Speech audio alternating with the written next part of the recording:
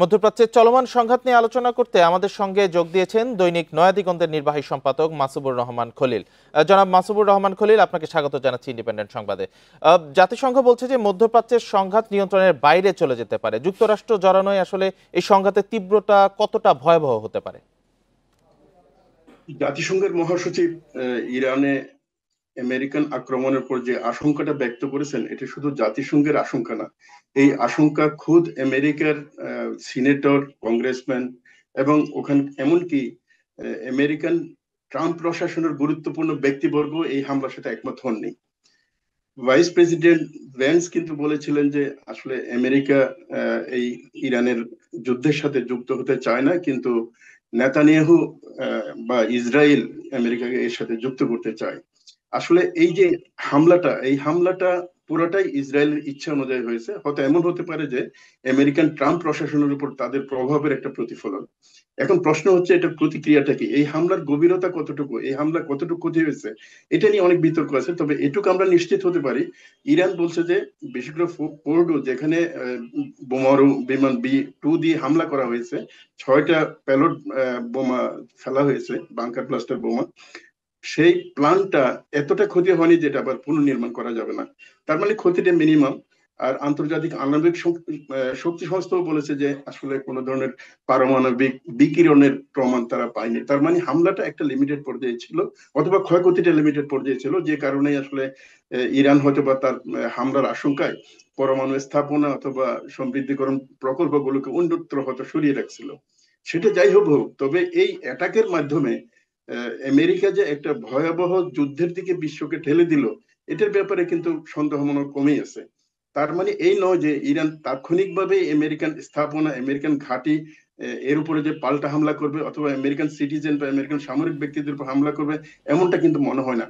ইরানকে আমাদের যথেষ্ট পরিণত মনে হয়। ইরানকে যেটা ট্রাম্প চেয়েছিলেন বাধ্য করার জন্য কয়েকটা শর্তের মধ্যে একটা শর্ত হচ্ছে পরমাণু উদ্যোগটা পুরোপুরি বন্ধ করে দেয়া, এবং এটার যে প্রকল্পটা সেটা দেশের বাইরে নিয়ে যাওয়া। দ্বিতীয় হচ্ছে তাদের যে ব্যালিস্টিক প্রোগ্রাম গুলো ছিল, সেই প্রোগ্রাম গুলো বন্ধ করে দেয়া। তার মানে হচ্ছে কি, এটার এক কথায় যদি বলা যায়, ইরানকে আত্মসমর্পণ করার শর্তে তার সাথে চুক্তি করার চেষ্টা করা হয়েছিল। ইরান তো বলেছে স্বাভাবিকভাবে তাদের হুঁশিয়ারি সত্ত্বেও তাদের পারমাণবিক কর্মসূচিটি চালিয়ে যাবে। তো আমেরিকা তো আশঙ্কা সত্যি প্রমাণ করে হামলা চালিয়ে দিল। সেক্ষেত্রে মধ্যপ্রাচ্যের সব মার্কিন নাগরিক ও সেনা এখন লক্ষ্যবস্তু বলেও ইরান এরকম হুঁশিয়ারি দিয়েছে। তো কি ধরনের প্রতিক্রিয়া আসলে দেখাতে পারে তেহরান? ইরানের প্রতিক্রিয়াটা আমার মনে হয় একটু পরিণামদর্শী প্রতিক্রিয়া হবে। তারা তাৎক্ষণিকভাবে কোনো ঘাঁটিতে আমেরিকান হয়তো হামলা করবে না, অথবা আমেরিকান স্থাপনা যেগুলো আছে, শিপ, রণতরী, এগুলোর উপরে। তবে তারা ইমিডিয়েট যেটা করছে সেটা হচ্ছে নিরাপত্তা পরিষদের মিটিং ডাকছে, এখানে হয়তো তারা লিগ্যাল কথাগুলি বলবে। আর পাল্টা হামলা যেটা আছে সেটা তারা ইসরায়েলের উপর চালিয়ে যাবে। অলরেডি গত রাতের এই হামলার পরে আজকে সকালে কিন্তু তাদের ব্যালিস্টিক মিসাইলের একটা বেস কিন্তু একটা হামলা ইসরায়েলের হাইফা এবং মধ্য ইসরায়েলের বেশ কয়েকটা শহরে স্থাপনায় করেছে। আমার মনে হয় এটাই তারা কন্টিনিউ করবে। তবে যেটা হলো সেটা হচ্ছে কি, যে যুদ্ধটা এই হামলার মধ্য দিয়ে শুরু হলো, সেই যুদ্ধটা লম্বা সময় ধরে মনে হয় চলতে থাকবে। আর ইরান তাৎক্ষণিকভাবে হয়তো এটার প্রতিক্রিয়া দেখাবে না। আমেরিকা যদি, যেটা ট্রাম্প তার বিজয় ভাষণে ঘোষণা করেছেন যে ইসরায়েলের সাথে সমন্বয় রেখেই এই হামলাগুলো করা হবে, ইসরায়েলের অ্যাটাকের সাথে আমেরিকা যদি ফার্দার আবার এক হয়ে যায়, তাহলে খুব দ্রুততম সময়ে এটার একটা অবনতি ঘটতে পারে। তবে যে লক্ষ্যটা ছিল ইরানের রিজিম পরিবর্তন করা, ইসলামী শাসনের অবসান ঘটানো, সেটা হয়তো সম্ভব হবে না। যার কারণে ট্রাম্প তার বিজয় ভাষণে বলছে যে না, তারা শাসন পরিবর্তন এখন চান না। এমনকি ইসরায়েলের নেতানিয়াহু একই কথা বলেছেন। তবে আলটিমেটলি যেটা দেখা যাচ্ছে সেটা হচ্ছে ইরান সম্ভবত আত্মসমর্পণ করবে না। আর ইরানের এখন যে অবস্থা, আত্মসমর্পণ না করলে এই যুদ্ধটা লম্বা সময় ধরে চলতে থাকবে।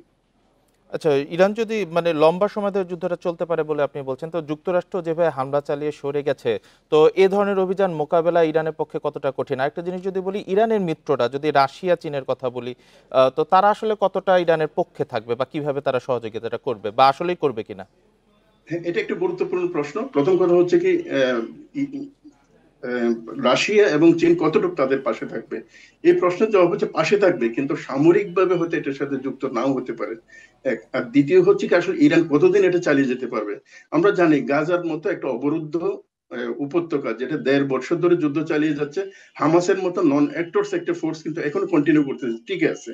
আর ইরান হচ্ছে তার প্রতিরক্ষা যে ব্যবস্থাগুলো, এই ব্যবস্থাগুলো তাদের অলমোস্ট 80% হচ্ছে তাদের মাটির নিচে। এখানে ইচ্ছা করলেও যে অ্যাটাক করতে পারবে এমন না। আর ইরানের স্ট্র্যাটেজিক যে